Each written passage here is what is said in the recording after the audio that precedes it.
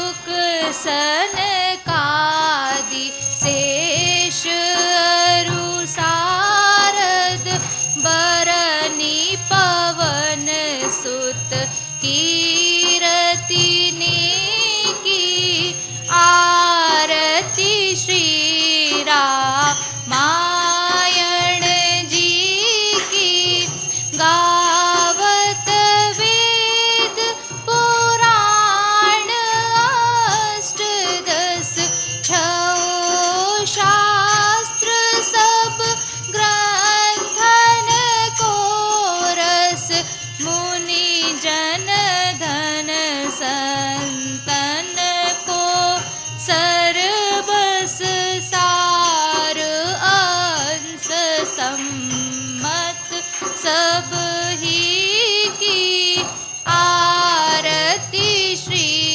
रामायण जी की गावत संतत शंभु भवानी अरुघट संभव मुनि विज्ञानी व्यास आदि कवि बर्ज बखानी काग भूसुंडी गरुण के ही की आरती श्री रामायण जी की कलिमल हरनि विषय रस फीकी सुभग सिंगार मुक्ति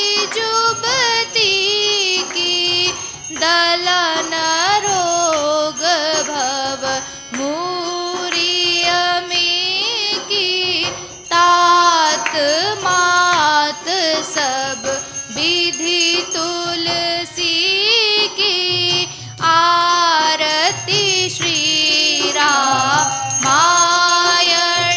जी की कीरति कलित ललित सिय पी की आरती श्री रामायण जी की कीरति कलित ललित सिय पी की आरती श्री रामायण जी की। बोलिए रमापति रामचंद्र की जय।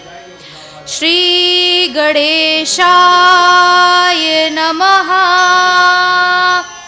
श्री सद्गुरु देवाय नमः।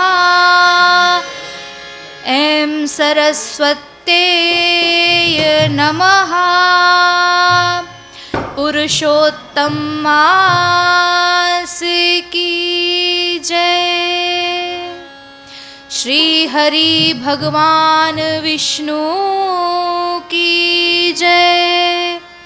गोस्वामी तुलसीदास महाराज की जय। श्री व्यास जी महाराज की जय। परम पूज्य श्री दादा गुरु महाराज की जय। परम पूज्य श्री माँ साध्वी विभानंद गिरी महाराज की जय। ओम गुरुर्ब्रह्मा गुरुर्विष्णु गुरुर्देवो महेश्वरः गुरुर्साक्षात् परब्रह्मा तस्मै श्री गुरुवे नमः। वक्रतुंड महाकाय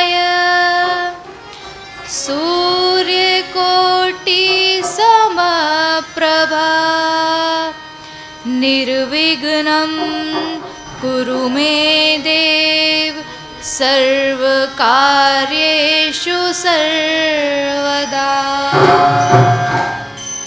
या देवी सर्वभूतेषु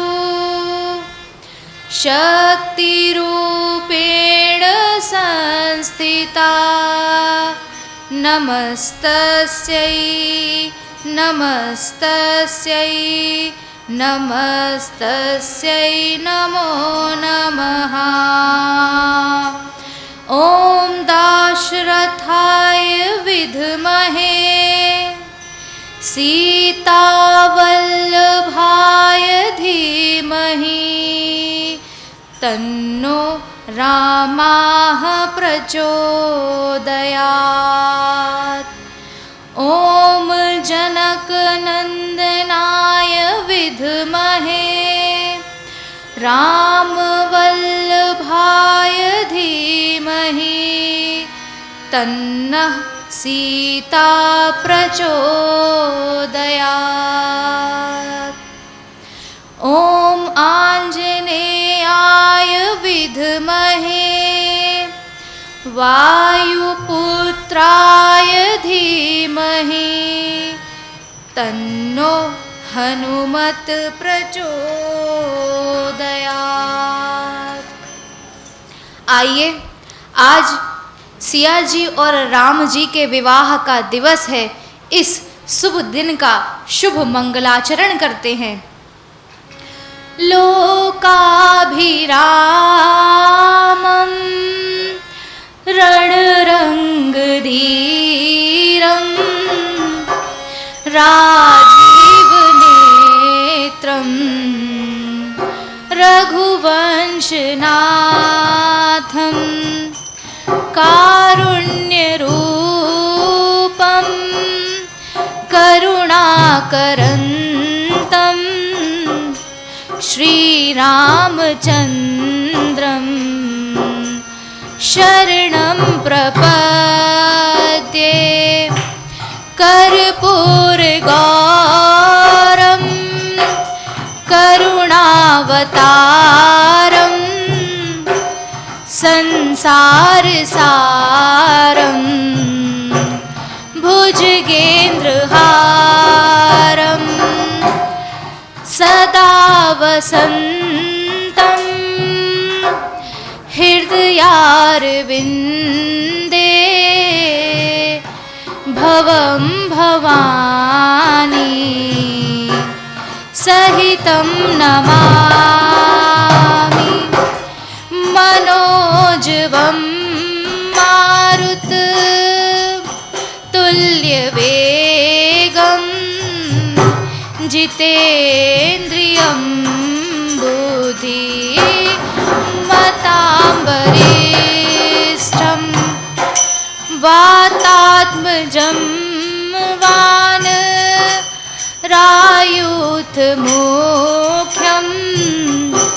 श्रीरामदूतं शरणं प्रपद्ये।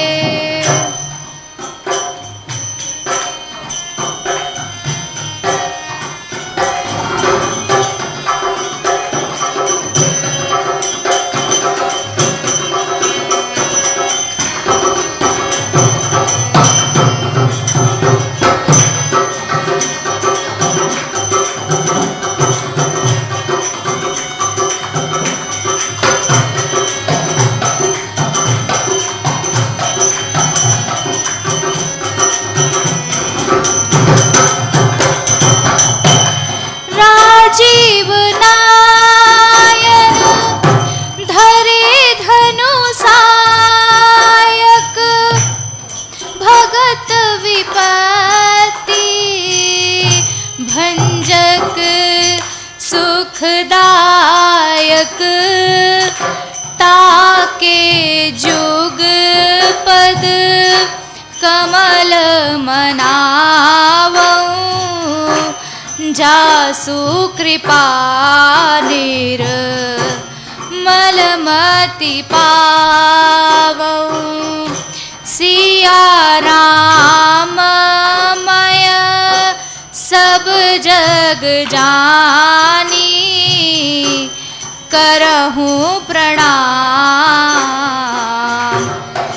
जोर जुग पानी सीताराम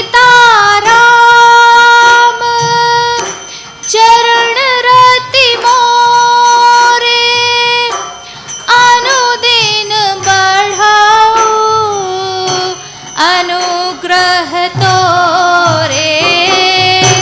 जेहि विधिनाथ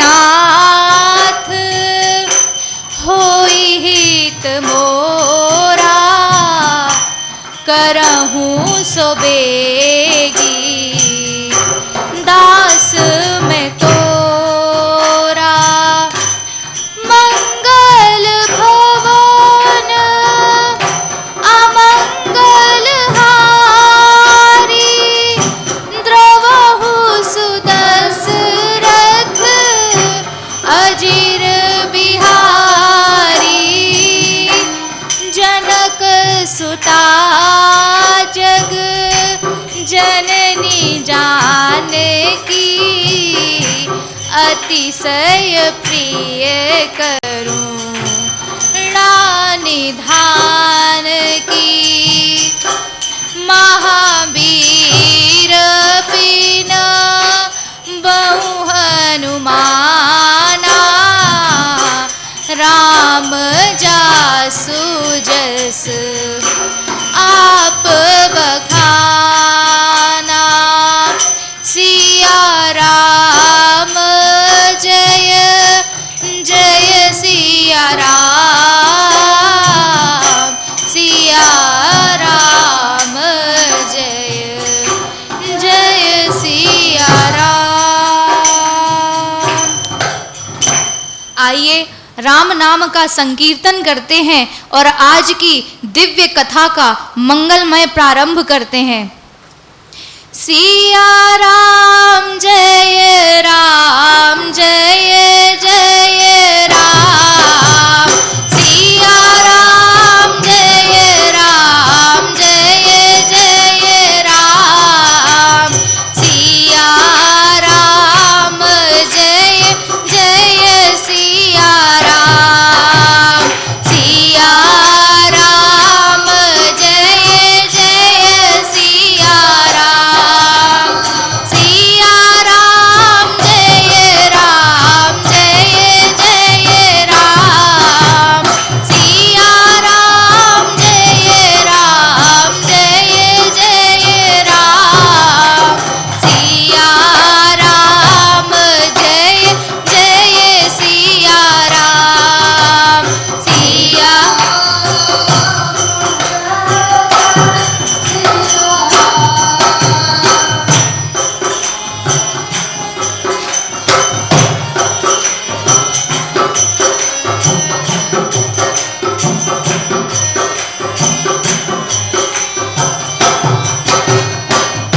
जय हो। आज के इस मंगलमय दिवस की जय हो। धनुष यज्ञ की जय हो। इस दिव्य दिवस पर जैसे ही प्रभु श्री राम ने धनुष भंग किया है, उसकी गर्जना की आवाज सुनकर भगवान परशुराम भृगुकुल नंदन उस सभा में आकर खड़े हो गए हैं। जैसे ही सभी राजाओं ने उनके दर्शन प्राप्त किए हैं, सभी डर के कारण इधर उधर छिप रहे हैं कि कहीं परशुराम जी की दृष्टि हम पर ना पड़ जाए और हम ही सबसे पहले उनके कोप के भागी बन जाएं। परशुराम जी सभा में आकर सिंहों की तरह नाद कर रहे हैं और वे पूछते हैं कि किसका यह दुस्साहस कि शिवजी के धनुष को भंग किया। कौन मूर्ख इस कुकृत्य को यहाँ पर इस प्रकार कार्यशील कर रहा है। तरह तरह के क्रोधवंत वचनों से वे उस सभा में अपने क्रोध का परिचय दे रहे हैं। समस्त सभा उनके क्रोध से आक्रांत है। सभी ऋषि उनकी ओर भय से देख रहे हैं। सभी राजागण भय आकुल होकर अपनी दृष्टि जमीन पर गड़ाए हुए हैं, किंतु भैया लक्ष्मण जो कि स्वभाव से ही चंचल हैं, उन्हें ऋषिवर के इस प्रकार क्रोध किए जाने पर बड़ा ही आनंद हो रहा है और ठिठोली सूझ रही है। वे उनसे परिहास करते हुए ये कहते हैं कि ये कोई पहला धनुष नहीं है जो रघुकुल के राजकुमारों ने तोड़ा हो। अरे हम तो बचपन से धनुष तोड़ते आ रहे हैं, आप तब पहले तो कभी नहीं आए। आखिर इस धनुष को तोड़ने में ऐसी कौन सी विपत्ति आन पड़ी कि आपको यहाँ आकर हमें तरह तरह की उलाहनाएं देनी पड़ रही हैं। आप इस प्रकार क्रोधवंत हो रहे हैं। भैया लक्ष्मण के इस प्रकार दुर्वाद किए जाने के कारण परशुराम जी का क्रोध और बढ़ रहा है। वे कहते हैं कि तू बालक समान जान पड़ता है, किंतु तेरी जबान तो केची की तरह चलती है। अब तू मौन हो जा, तू जानता नहीं कि मैं कौन हूँ। मुनि वेश देखकर मुझे साधारण तपस्वी समझ रहा है। तू ये नहीं जानता कि कितनी ही बार मैंने इस सृष्टि को राजाओं से विहीन कर दिया है। मेरे कोप का भाजक ना बन, मुझे सच सच बता कि कौन है जिसने शिव का यह धनुष भंग किया है। फिर भैया लक्ष्मण पुनः उन्हें उकसाते हैं और तरह तरह से उनसे दुर्वाद कर रहे हैं और कह रहे हैं, हे ऋषिवर, आप तो ऋषि हैं, ऋषियों को इस प्रकार क्रोध करना शोभा नहीं देता। यह धनुष तो पुराना था, छूते ही टूट गया, इसमें भला हमारा क्या दोष। ऐसी ऐसी बातें वे परशुराम जी से कह रहे हैं कि उनका क्रोध बढ़ता जा रहा है, बढ़ता जा रहा है। वे विश्वामित्र जी की तरफ देखकर कहते हैं कि मैं बालक समझकर इस धूर्त को छोड़ रहा हूं, आप इसे समझा लीजिए, अन्यथा यहाँ पर अनर्थ हो जाएगा। राम जी ये समझ जाते हैं कि अब बात हाथ से जा रही है। परशुराम जी को अत्यधिक क्रोध आ रहा है। वे लक्ष्मण जी को कनखियों से देखते हैं, उन्हें समझाते हैं कि भैया बस कर दो, पर लक्ष्मण जी पुनः किसी प्रकार का वाद विवाद करने का प्रयास करने लगते हैं। इस पर राम जी गंभीरता पूर्वक उन पर दृष्टिपात करते हैं। वे सकुचाकर जाकर विश्वामित्र जी के चरणों में बैठ जाते हैं। तब राम जी परशुराम जी के चरणों में यह प्रार्थना करते हैं कि हे प्रभु, इस प्रकार धनुष को भंग करने वाला आपके दास के अतिरिक्त और कौन हो सकता है। मैं ही वो राम हूँ जिसने धनुष को भंग किया है। यदि मुझसे कोई अपराध हुआ है तो हे प्रभु, मैं आपके चरणों में हूँ, आपको जो लगे वह सजा, वह दंड मुझे प्रदान कीजिए। इस प्रकार प्रभु की मधुर वाणी को सुनकर परशुराम जी कुछ शांत होते हैं। उनके क्रोध पर प्रभु श्री राम द्वारा कहे गए ये सुंदर वचन पानी के उन छींटों के समान कार्य करते हैं कि जिस अग्नि को भैया लखन ने अपने विचारों और विवादों से बढ़ा दिया था, उस पर प्रभु श्री राम की कोमल वाणी ने बड़े ही सुंदर और शीतल जल की कई छींटें डाल दी हों। परशुराम जी राम जी से कहते हैं कि तुम्हारा यह भाई बड़ा ही धूर्त है, यह किस प्रकार बातें करता है। वे लक्ष्मण की ओर से भी परशुराम जी से क्षमा मांगते हैं। जब वे इस प्रकार से प्रभु को देखते हैं तो उनके मन में कहीं ना कहीं यह भाव आने लगता है कि हो ना हो ये श्री हरि का ही अवतार हैं। तब उन्हें स्मरण हो आता है श्री हरि के साथ का वह प्रसंग कि जब श्री हरि ने उनसे यह कहा था कि जब मैं इस सृष्टि पर जन्म लूंगा तो आपका जो यह दिव्य धनुष है इस पर प्रत्यंचा मैं चढ़ाऊंगा। इस पर राम रमापति कर धनु लेहु, खेचहु मिटे मोर संदेहु, दे तू चाप आपुहि चली गया हूँ। परशुराम विस्मय भयऊ। वे निवेदन करते हैं श्री हरि के अवतार भगवान राम से कि हे प्रभु, कृपा करके मेरे इस धनुष को अपने हाथों में स्वीकार कीजिए। जैसे ही प्रभु श्री राम परशुराम जी से वह धनुष अपने हाथों में लेते हैं, स्वतः ही वह प्रत्यंचा चढ़ने लग जाती है। इस प्रकार चाप को चढ़ा देखकर भगवान परशुराम जी को बड़ा विस्मय होता है। वे आश्चर्य से भर जाते हैं और कहीं ना कहीं उनके मन में यह विश्वास जागृत हो जाता है कि यही श्री हरि के अवतार भगवान श्री राम है। बोलिए परशुराम भगवान की जय। जाना राम प्रभाऊ तब, पुलक प्रफुल्लित गात, जोरी पानी बोले बचन, हृदय ना प्रेम समात। जैसे ही वे प्रभु श्री राम के इस निर्मल प्रभाव को देखते हैं, उनका मन प्रफुल्लित हो जाता है। उनके मुख से वचन नहीं आते, उनके हृदय में प्रेम समाता नहीं है। वे प्रभु के चरणों की बार बार वंदना करते हैं और अपने द्वारा कहे गए दुर्वचनों के लिए उनसे क्षमा मांगते हैं। इस प्रकार अपने अपराध की क्षमा मांगकर परशुराम जी अब वहाँ से तप के लिए प्रस्थान करते हैं। परशुराम जी के उस सभा से प्रस्थान करते ही सभी में सांस आती है, सभी चैन की सांस लेते हैं। अब समय आता है उस मंगलमय उत्सव का, जिसकी राह पूरी की पूरी जनकपुरी ना जाने कब से ताक रही है।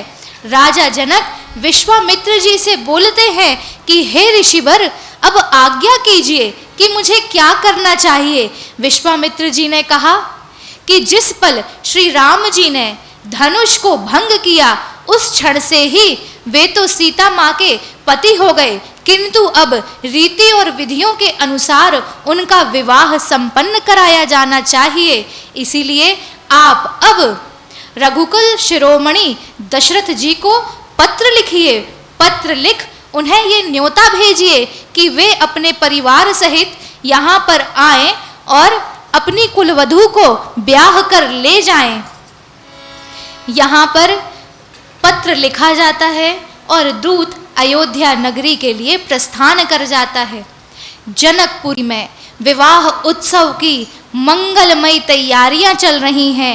मंडप तैयार करने के पहले कारीगर बैठकर ब्रह्मा जी का ध्यान कर रहे हैं, उनका आवाहन कर रहे हैं, ताकि स्वयं ब्रह्मा जी से प्राप्त सिद्धियों के द्वारा मंडप का निर्माण किया जाए।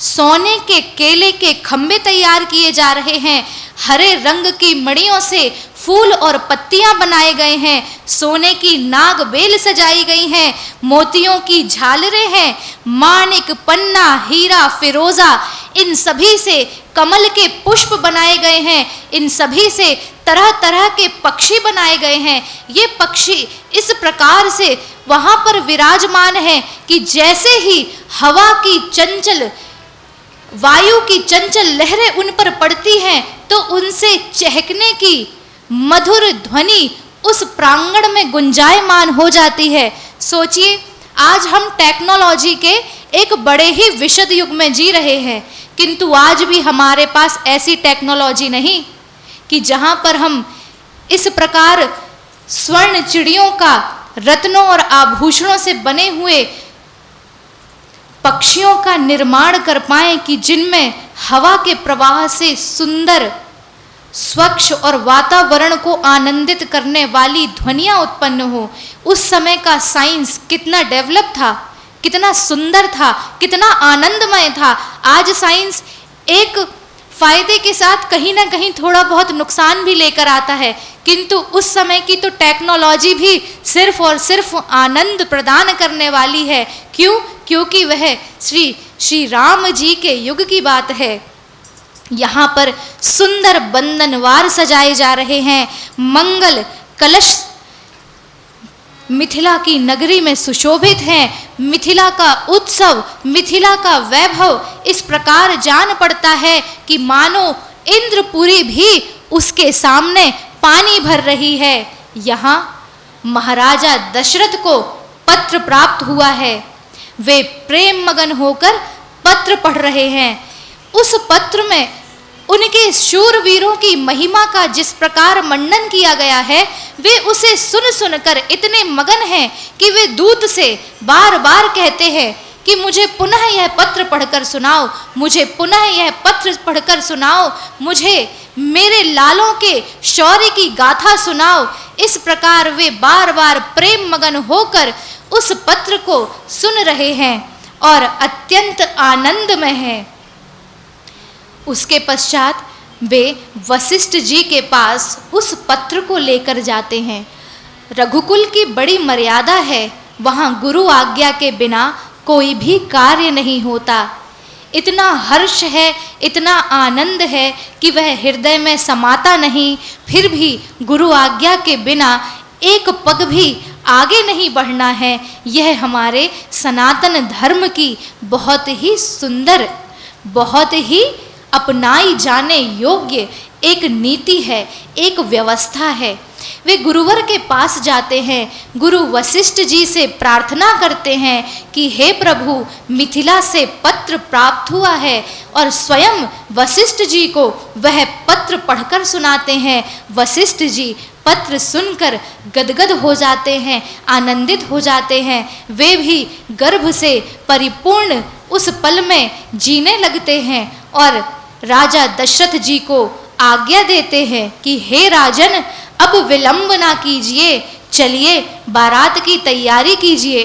राजा दशरथ अपने दोनों सुकुमारों को बुलाते हैं। भैया भरत और भैया शत्रुघ्न राजा दशरथ जी के पास आते हैं, पिता के चरणों में विनय निवेदन करते हैं, उन्हें बुलाए जाने का कारण पूछते हैं, और जिस क्षण उन्हें मिथिला की सारे प्रसंगों का ज्ञान होता है, वे भी आनंदमय हो जाते हैं, आनंद मग्न हो जाते हैं। भैया भरत और शत्रुघ्न जाकर समस्त सैनिकों को इकट्ठा करते हैं, घोड़े, हाथियों आदि को तैयार करने का आदेश देते हैं। यहाँ सुंदर बग्घियाँ, घोड़े गाड़ियाँ, हाथी, इन सभी को संवारा जा रहा है। मणियों से, रत्नों से, मोतियों से, हीरों से और नाना प्रकार के ऐसे न जाने कितने ही रत्न हैं जिनसे आज हम अनभिज्ञ हैं। उधर घोड़े और हाथी सजाए जा रहे हैं। इस प्रकार समूची बारात अब सज धज कर सुंदर सजीली बनकर अवधपुरी से प्रस्थान करने के लिए तैयार हो चुकी है। राजा दशरथ के रथ में उनके पूज्य गुरुदेव वशिष्ठ जी शोभा पा रहे हैं और धीरे धीरे यह बारात आगे बढ़ रही है। नगाड़ों की मधुर तान गुंजायमान है। उस समस्त वातावरण में आनंद ही आनंद है।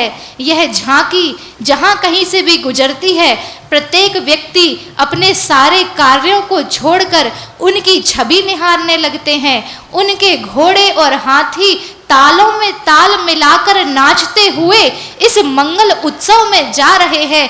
चहुं ओर अद्भुत आनंद है, मंगल गान हो रहा है, स्वर्ण कलश सजाए जा रहे हैं।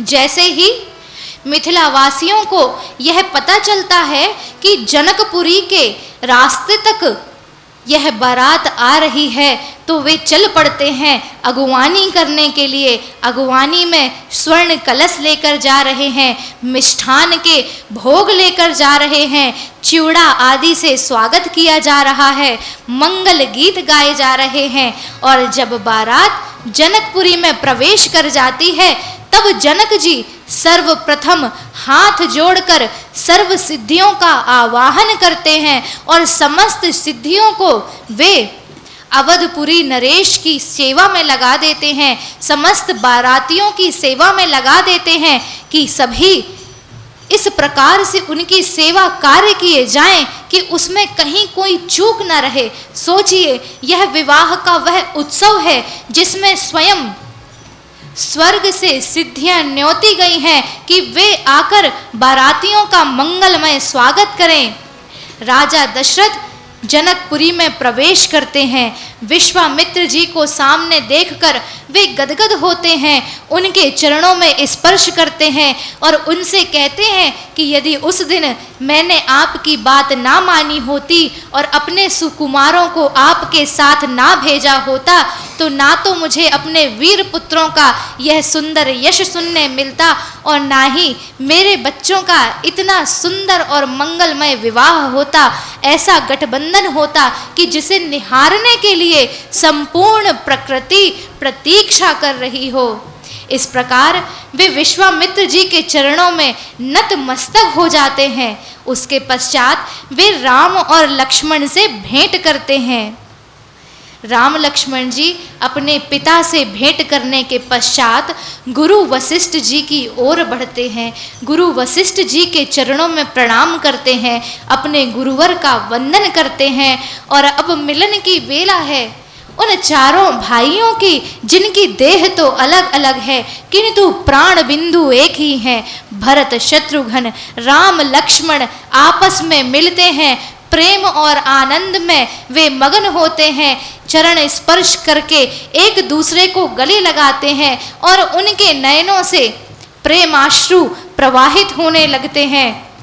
ब्रह्मा जी नारद जी को शुभ मुहूर्त तैयार कर सुपुर्द करते हैं कि जाओ और राजा जनक को यह मुहूर्त प्रदान करो। इस मुहूर्त पर ही श्री राम का विवाह जनकपुरी की नंदिनी से होगा, माता सीता से होगा। वहाँ जनकपुरी के जो पुरोहित हैं वे भी लगन की तैयारी कर रहे हैं, वे भी मुहूर्त निकाल रहे हैं। जब नारद जी ब्रह्मा जी द्वारा प्रदत्त मुहूर्त लेकर जनकपुरी पहुँचते हैं तो वे ये देखते हैं कि जो मुहूर्त वे लेकर आए हैं ठीक वही मुहूर्त जनकपुरी के पुरोहितों ने भी निकाला है। इस पर वहाँ बड़ा ही हंसी और ठाठ होता है कि अरे वाह, जनकपुरी के तो पुरोहित भी ब्रह्मलोक के पुरोहितों से कम नहीं हैं। उन्होंने वही मुहूर्त निकाला है जो कि स्वयं ब्रह्मदेव ने निकाला है। मंगलमय विवाह का शुभ दिवस आ गया है। हेमंत ऋतु है, सुहावना दिन है, अगहन का महीना है। ग्रह तिथि नक्षत्र योग व दिन सब कुछ अपना अपना उचित स्थान ग्रहण कर उत्तम अवस्था में अवस्थित हो चुके हैं। राजा जनक अपने पुरोहित शतानंद जी से पूछते हैं कि अब विलंब किस कारण हो रहा है, तैयारियां प्रारंभ कीजिए। पंडित और पुरोहित वेद ध्वनि के साथ मंत्रोच्चार कर रहे हैं। वहाँ की महिलाएं नर नारी मंगल गीत गा रहे हैं और कह रहे हैं, मिथिला का कण कण खिला, जमाई राजा राम मिला।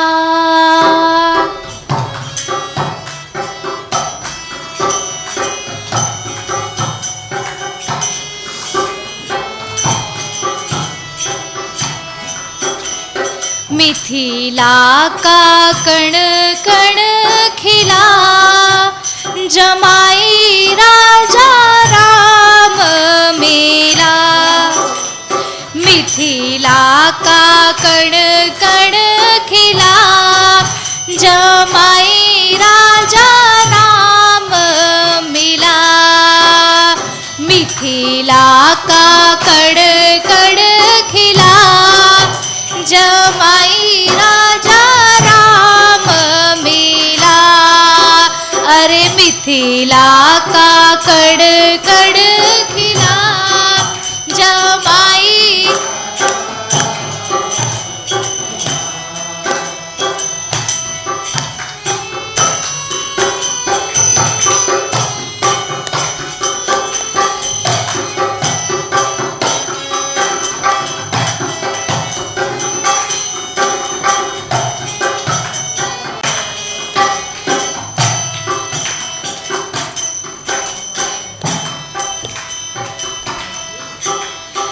जनक सुती संग तुम रहियो ऐसे, कनक कली पर भवराज ऐसे।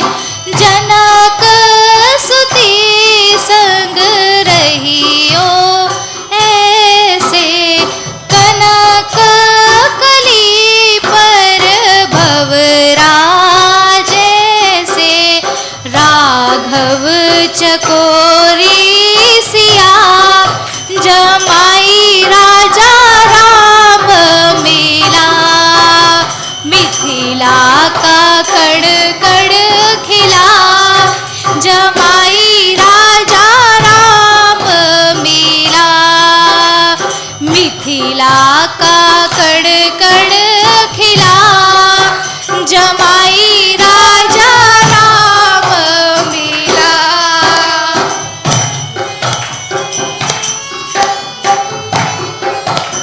मंगलमय उत्सव की मंगलमय वेला है। सभी अपनी अपनी अटारियों से झांक रही हैं।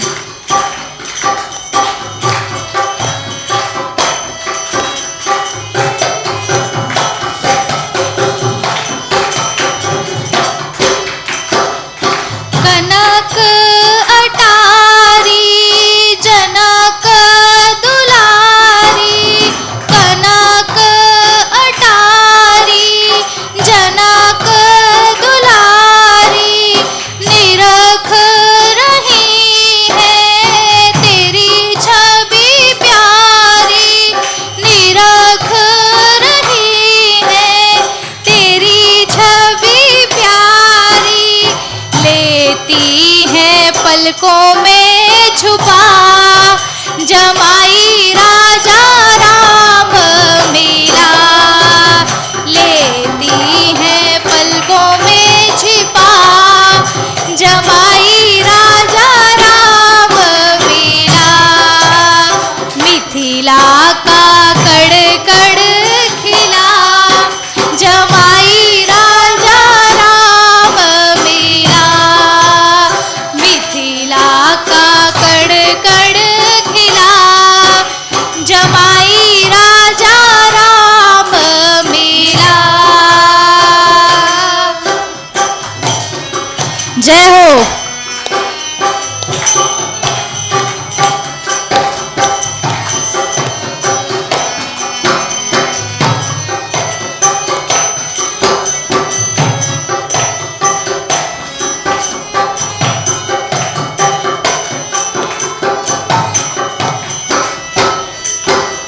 पति पत्नी व्रत धर्म निभाना, पति पत्नी व्रत धर्म निभाना।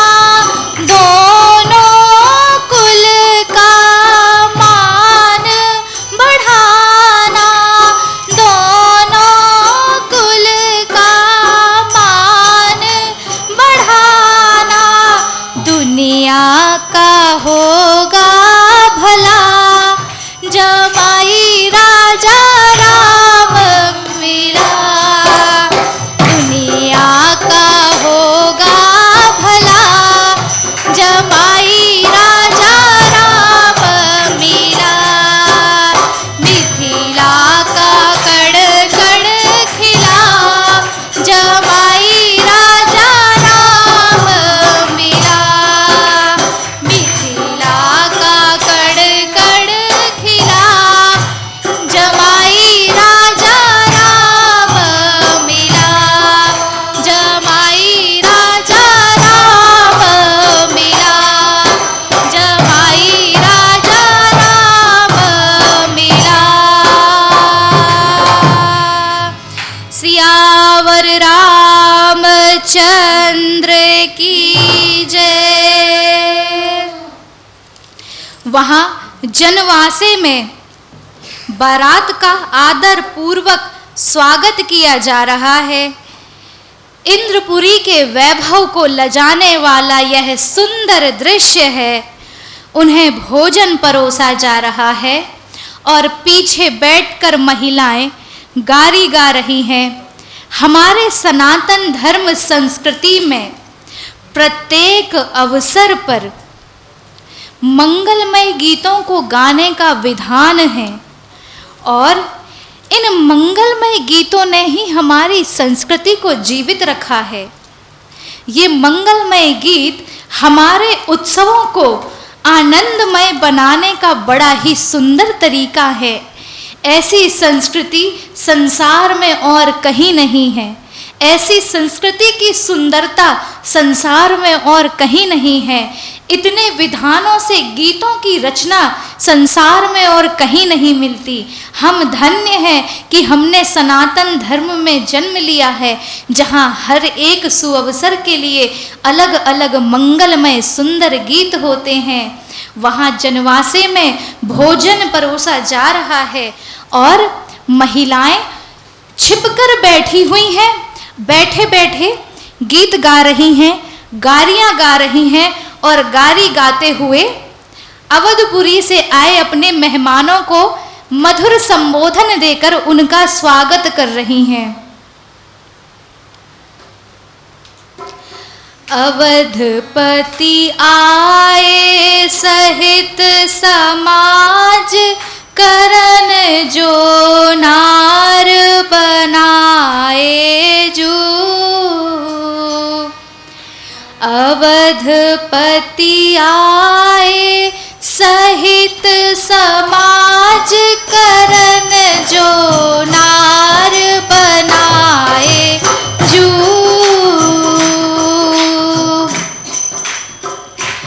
चटनी बनी अनेक प्रकार आम नींबुआ परसाए जो। चटनी बनी अनेक प्रकार आम नींबुआ परसाए जो। मोरे अवधपति आए हैं देखो जो नार बनाए जो।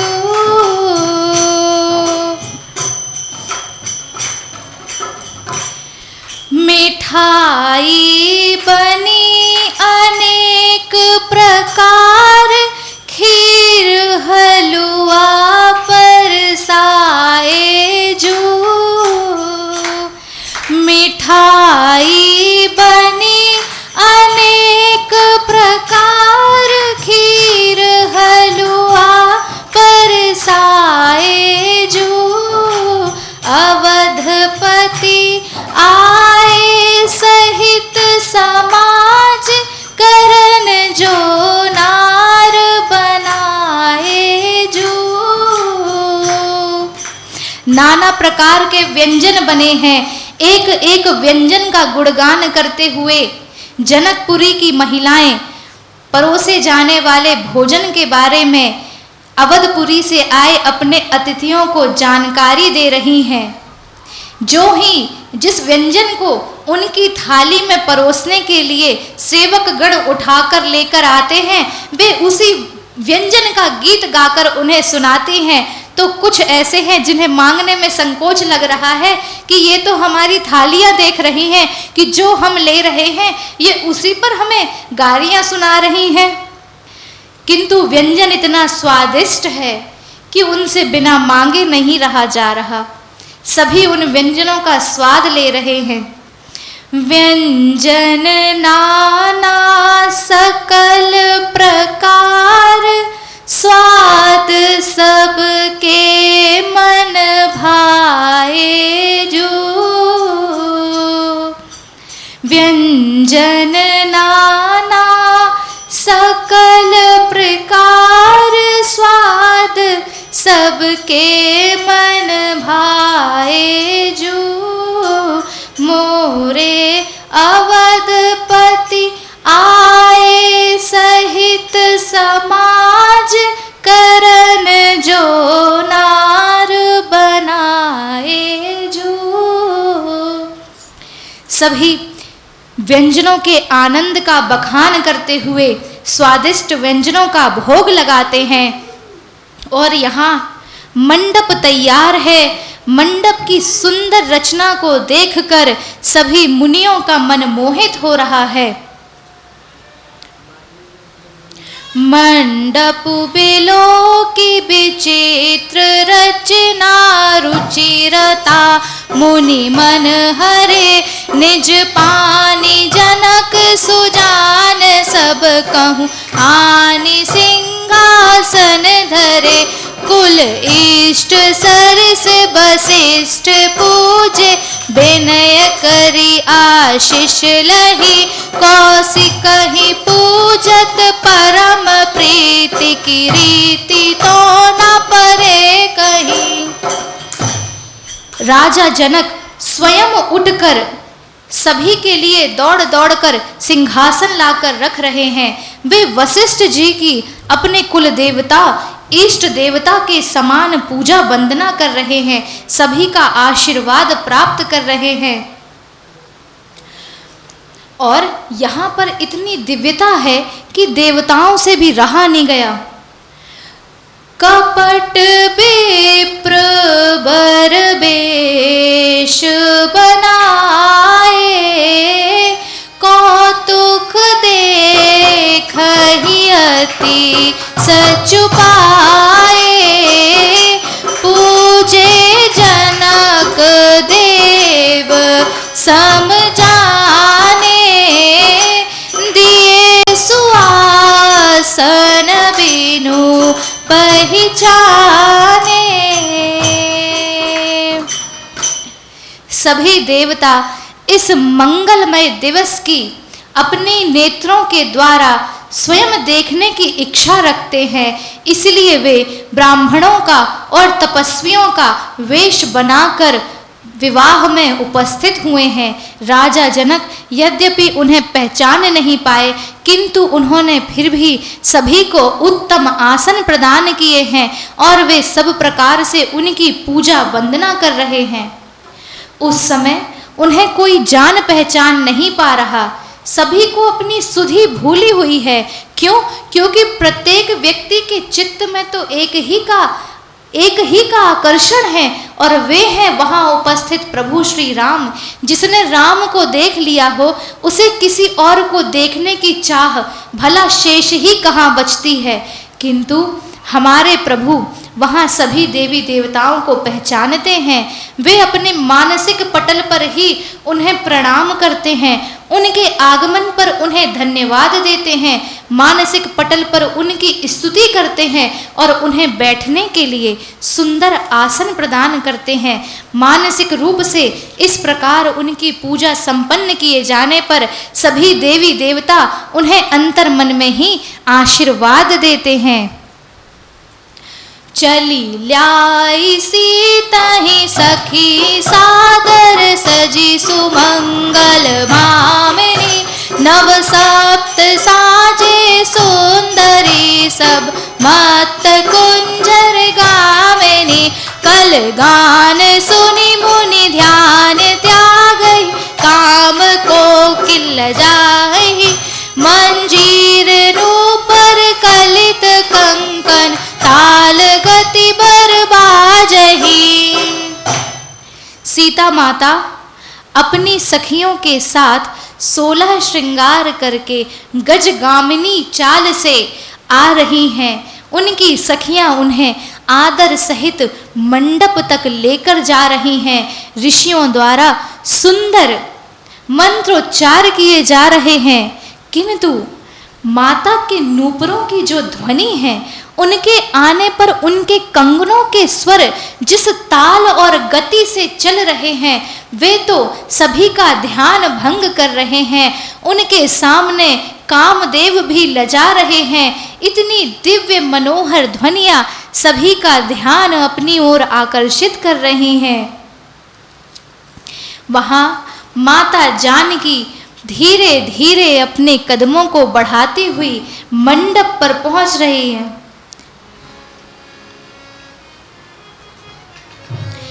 उनके हाथों में वरमाला है और वे मंडप तक पहुंच चुकी हैं। वहां पर राजा राम खड़े हुए हैं। तभी सखियां उन्हें छेड़ने के लिए कहती हैं, लय धनुष बन्ना थाड़े री कोई जोड़ी तो मिलाए दो। लय धनुष बन्ना थाड़े री कोई जोड़ी तो मिलाए दो। लय धनुष बन्ना थाड़े री कोई जोड़ी तो मिलाए दो। लय धनुष बन्ना थाड़े री कोई जोड़ी तो मिलाए दो। माथे हो मोरे बंधो राजा बन जी, माथे हो मोरे बंधो राजा बन जी। कलगी संभाले सिया जानकी कोई जोड़ी तो मिलाए दो। कलगी संभाले सिया जानकी कोई जोड़ी तो मिलाए दो। लय धनुष बन्ना थाड़े री कोई जोड़ी तो मिलाए दो। बन्ना गीत गाकर वे स्वागत कर रही हैं।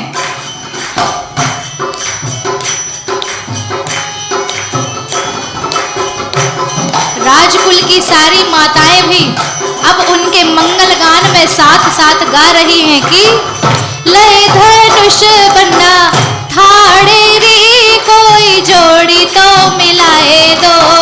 लय धनुष बन्ना थाड़े री कोई जोड़ी तो मिलाए दो।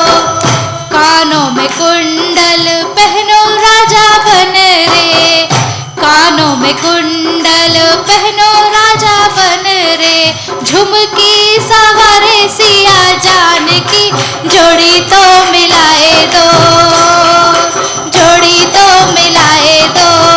लय धनुष बन्ना थाड़े री कोई जोड़ी तो मिलाए दो।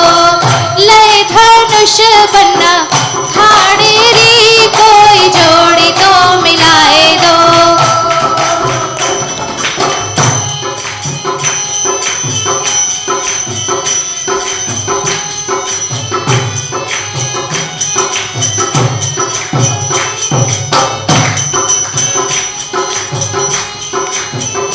कोई जोड़ी तो मिलाए दो।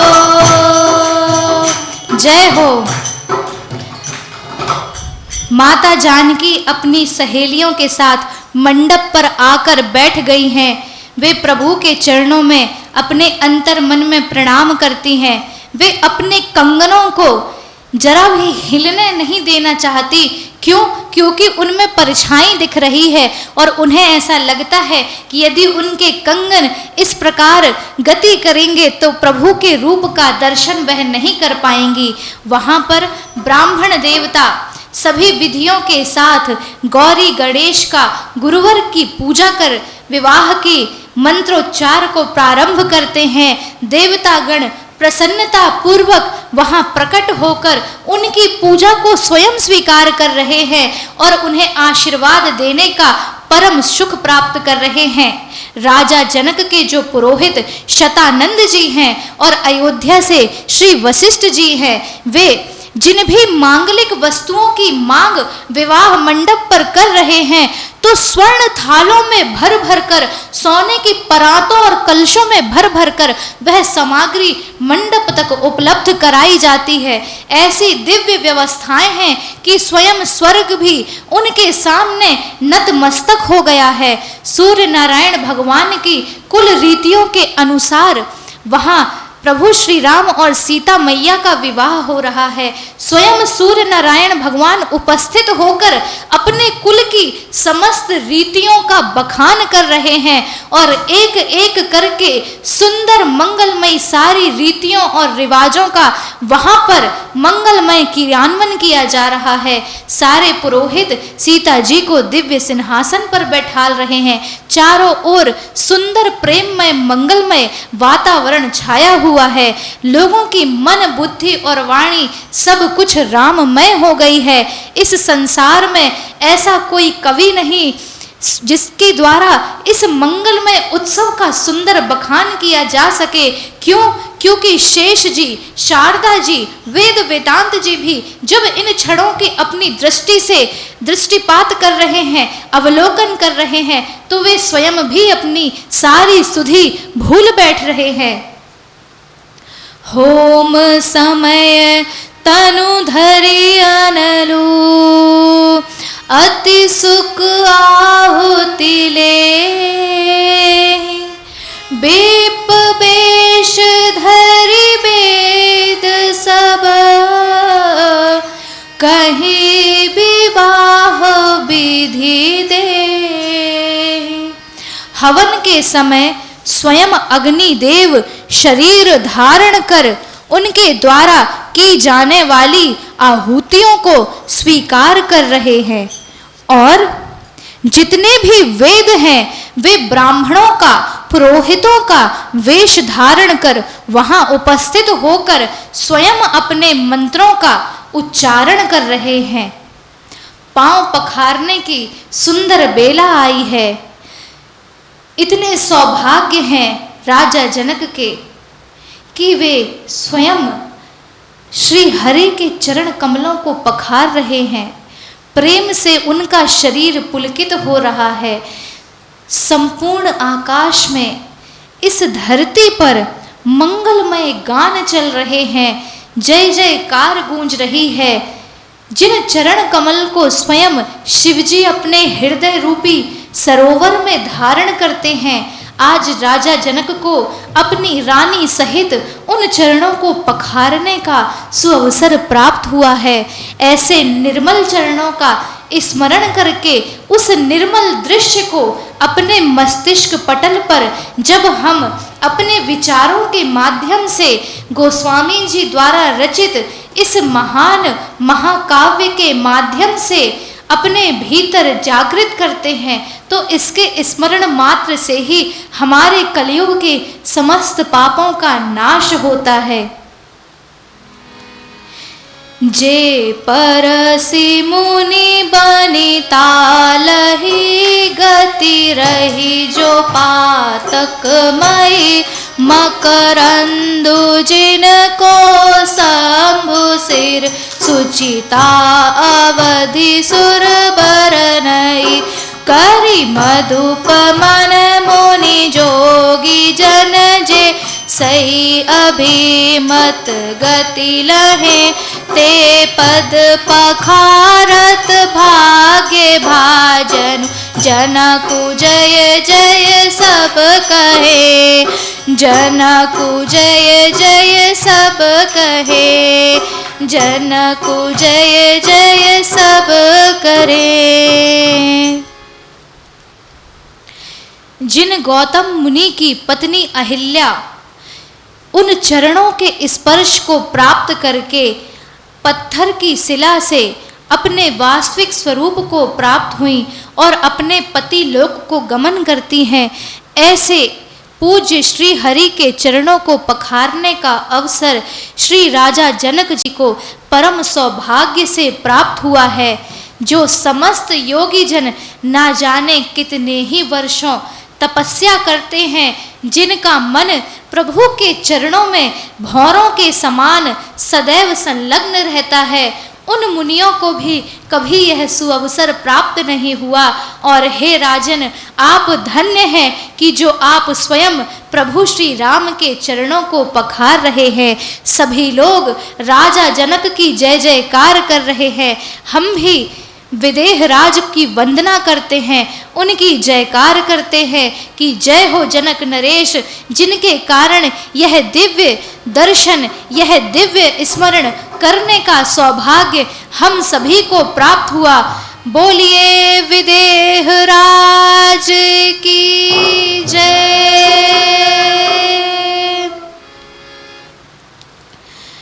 अब वर और कन्या दोनों के हाथ मिलवाकर दोनों कुलों के जो कुल गुरु हैं वो शाखोच्चार करने लगे हैं। पाणी ग्रहण जिस प्रकार संपन्न हुआ है उसे देखकर देवता, मुनि, मनुष्य गंधर्व आदि सभी प्रेम से पुलकित हो गए हैं।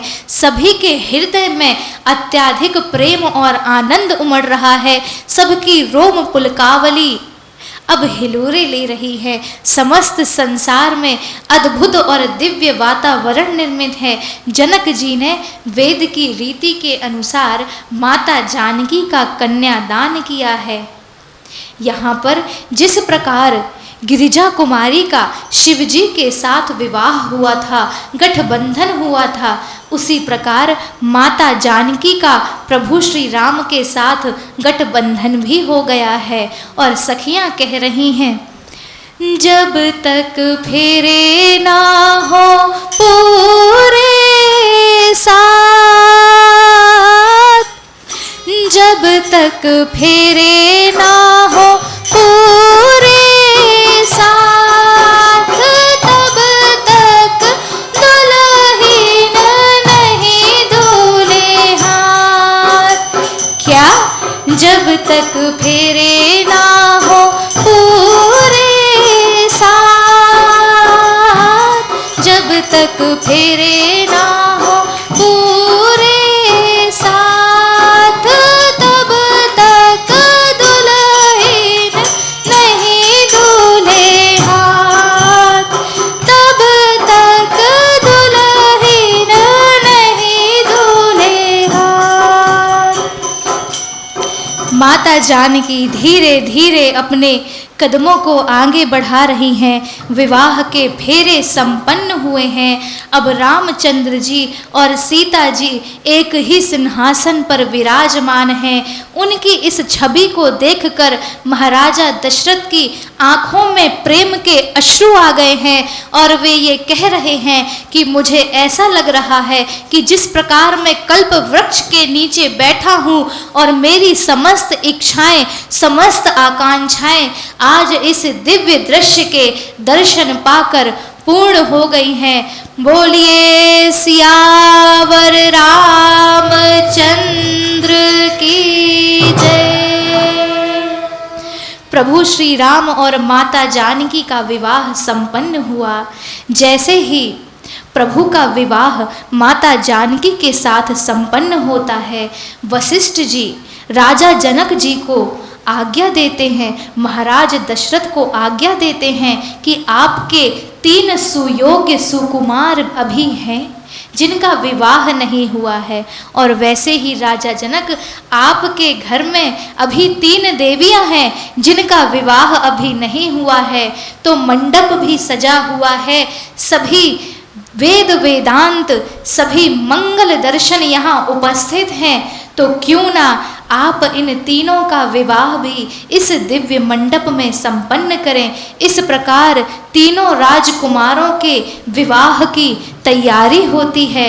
राजा वशिष्ठ जी के कहने पर सामग्रियों का एकत्रीकरण करते हैं और मांडवी, श्रुतकीर्ति, उर्मिला जी को विवाह के लिए मंडप पर तैयार करके सजाकर लेकर आते हैं। इस प्रकार वहां पर 3 विवाह और संपन्न होते हैं।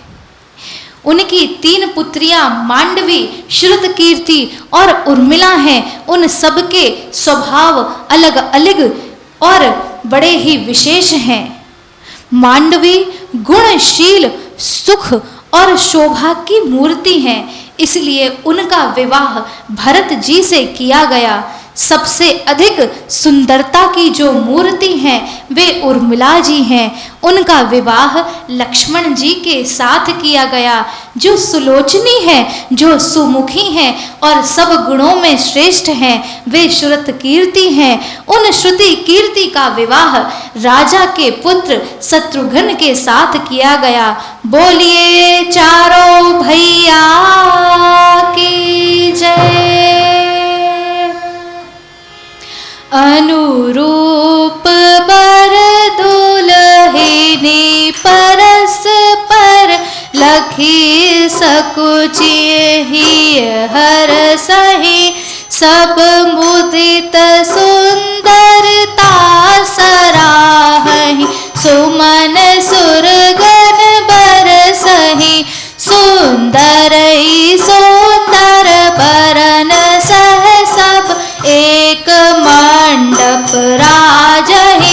जनु जीव उर चारे अवस्था विभुन सहित विराजही।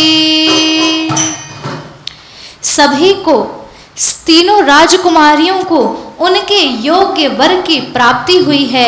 इस प्रकार राजा जनक की चारों पुत्रियों का विवाह महाराजा दशरथ के चारों सुपुत्रों के साथ हुआ है। सब लोग प्रसन्नता पूर्वक इन चारों राजकुमारों की और अब अयोध्या की बन चुकी रानियों की सुंदरता की सराहना कर रहे हैं। देवता स्वर्ग से अपने अपने विमानों में खड़े होकर दिव्य दरबार में पुष्पों की वर्षा कर रहे हैं और इस दिव्य दिवस का अपने नेत्रों से स्वाद ग्रहण कर रहे हैं। यह मधु रस प्रत्येक की नेत्रों को सजल करने वाला है।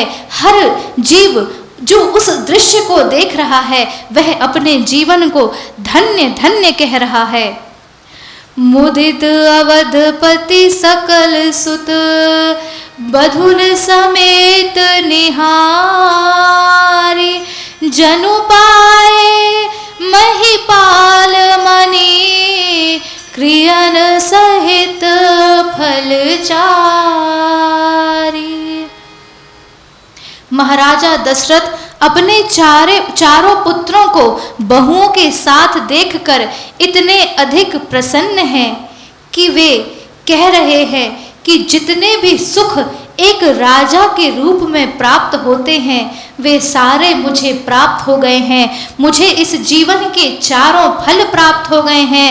मुझे धर्म, अर्थ, काम और इस दृश्य को देखकर मोक्ष की साक्षात प्राप्ति हो गई है। इस प्रकार सभी का विवाह संपन्न हुआ है। माताएं अपने चारों दूल्हों की आरती उतारना चाहती हैं। क्यों? क्योंकि इतनी दिव्यता एक साथ जहाँ उपस्थित हो वहाँ मन में वश कहाँ रह जाता है।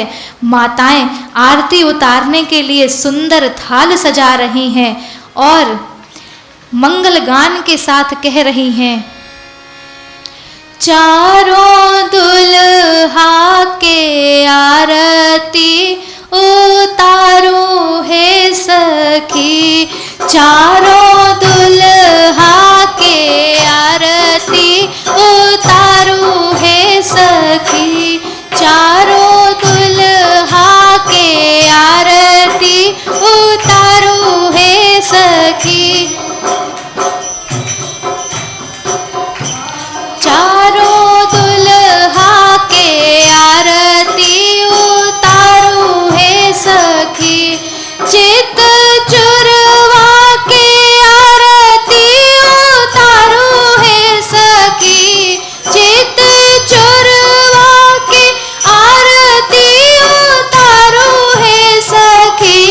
चारों दुल्हा के आरती उतारो है सखी।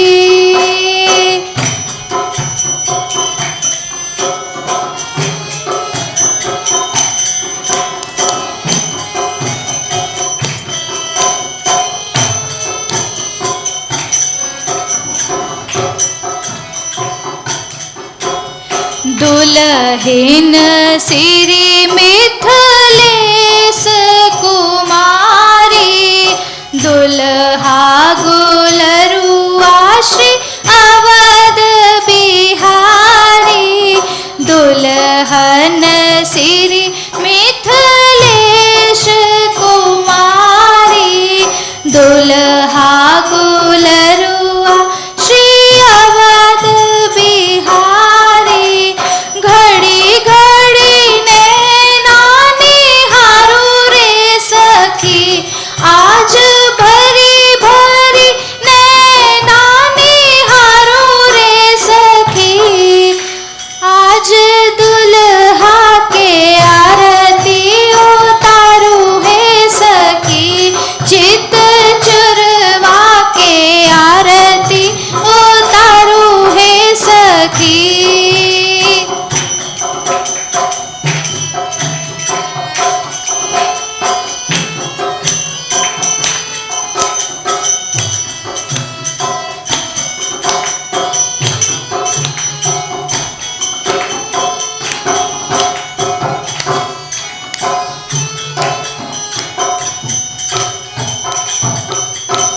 ब्याह विभूषण अंग अंग साजे, मणिमंडप मंगलमय राजे।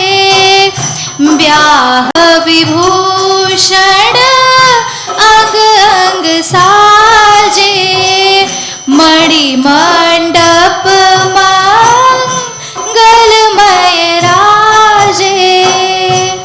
तन मन धन सब में न्योछारू रे सखी, आज तन मन धन में न्योछारू रे सखी। चारों दुल्हा के आरती उतारू रे सखी, चारों दुल्हा के आरती उतारू रे सखी। चित चोरवा के आरती उतारू रे सखी, चारों दुल्हा के आरती उतारू रे सखी। क्या बात है, जय हो।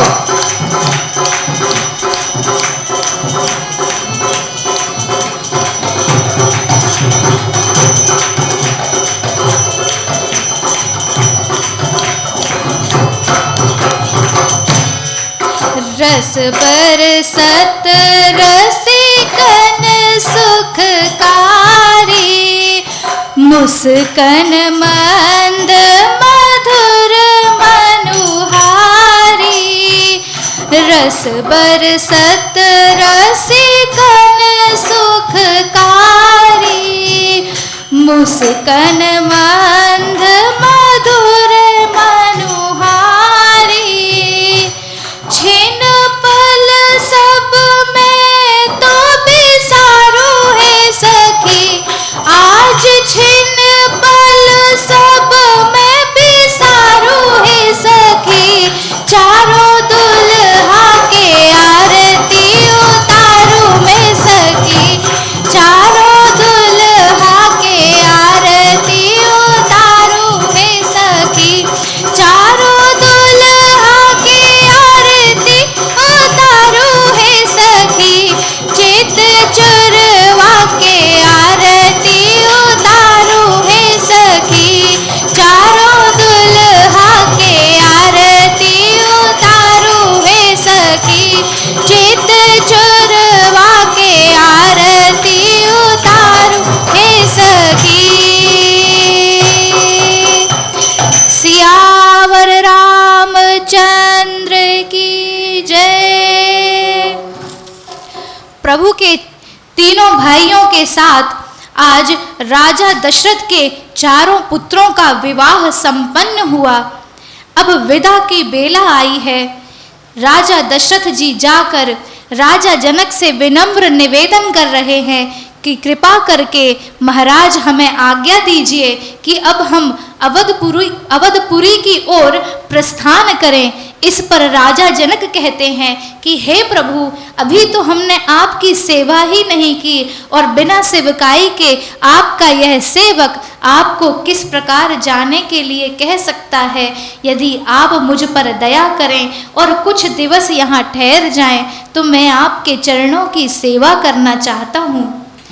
उनके इस प्रकार किए गए विनम्र निवेदन को राजा दशरथ जी अस्वीकार नहीं कर पाते और कुछ दिन जनकपुरी में निवास करने के लिए तैयार हो जाते हैं। जनक स्नेहो सीलो करतूती, नृपु सब भांति सराह विभूति।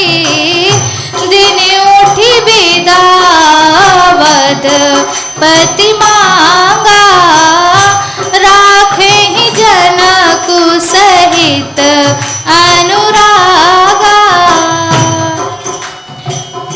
प्रतिदिन अत्यधिक सील और स्नेह के साथ महाराजा जनक अवधपुरी के महाराज की और अवधपुरी से आए उनके समस्त संबंधियों की सेवा कर रहे हैं। प्रतिदिन राजा दशरथ जनक जी के पास जाकर उनसे निवेदन करते हैं कि आज हम अवधपुरी के लिए प्रस्थान करेंगे, और प्रतिदिन अत्यधिक प्रेम, अनुराग और शील के साथ वे उन्हें रोक लेते हैं। ऐसे ही दिन मिथिला के आनंद के बीत रहे हैं और वहाँ अयोध्या में सब बड़ी ही आतुरता से बारातियों के आगमन का इंतज़ार कर रहे हैं, प्रतीक्षा कर रहे हैं। आज की कथा यहीं विश्राम लेती है। कल पुनः शाम 4 बजे साईं प्रज्ञा धाम ब्लॉक डी साकेत में आप सभी के साथ मिलकर पतित पावनी राम रूपी गंगा में स्नान करेंगे। बोलिए सियावर रामचंद्र की जय, उमापति महादेव की जय। साईं प्रज्ञा धाम में पुरुषोत्तम मास के इस पावन अवसर पर प्रतिदिन प्रातःकाल रुद्राभिषेक किया जाता है और विष्णु सहस्त्र नाम के पाठ के साथ लड्डू गोपाल को स्नान कराया जाता है। आप सभी इस मंगलमय कार्य में संलग्न हो और पुरुषोत्तम मास के इस पावन महीने के विशेष लाभ का, विशेष पुण्य का अर्जन प्राप्त करें, जो कि 67 वर्षों के पश्चात आया है। वैसे यह हर 3 वर्ष में आता है, किंतु ज्येष्ठ मास में यह 67 वर्षों के पश्चात आया है। बोलिए सियावर रामचंद्र की जय, पुरुषोत्तम मास की जय। गोस्वामी तुलसीदास महाराज की जय, व्यास जी महाराज की जय, पवन सुत हनुमान की जय। परम पूज्य श्री दादा गुरु महाराज की जय, परम पूज्य श्री माँ साध्वी विभानंद गिरी महाराज की जय। जय जय श्री राम, जय जय श्री राम, जय जय श्री